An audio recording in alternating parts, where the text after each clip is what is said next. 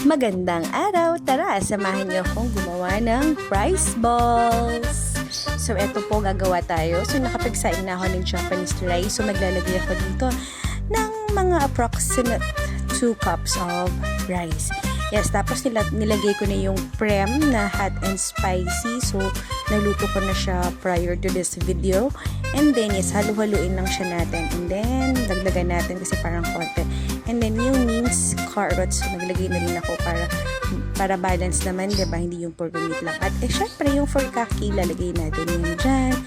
Tapos, konti lang kasi nga, later, papagulungin natin yan sa seaweed. And then, naglagay ako ng sesame seeds. Yes, so, halu-haluin lang siya natin na parang pag ginawa na natin siyang balls is proportion yung mga ingredients na tamang sakto lang na sa bawat bilog meron. So, ito. So, may ginamit akong ito yung measuring spoon. So, ito yung ginagamit ko pag gumagawa ako ng rice ball. Tapos, syempre, may yung kamay natin, may plastic.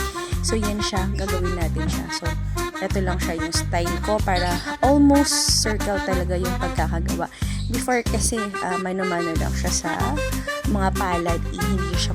Hindi ako na-perfectan. So, eto, sakto may measuring spoon ako. Kaya, eto yung ginagamit ko pag gumagawa ako ng rice ball. So, after naman ito, ayan, di ba, makikita nyo napakaganda ng mga results. So, magagawa natin dito is mga 20 balls at 2 cups of Japanese rice. Tapos, ayan, so meron na akong ginulong-gulong na natin yung nagawa natin na rice ball sa nori flakes.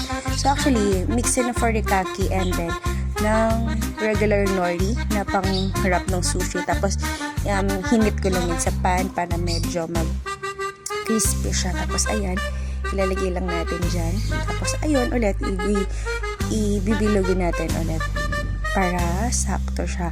So, ayan, i-roll lang natin yan. Tapos, ulitin lang yung process. Yeah, so, nakalagay na pala siya sa baonan kasi yan yung papabaon ko sa aking anak na nag-request nito. Yes, so ayan siya. So, malapit naman na siyang matapos. This is very easy. Yes, so Japanese rice.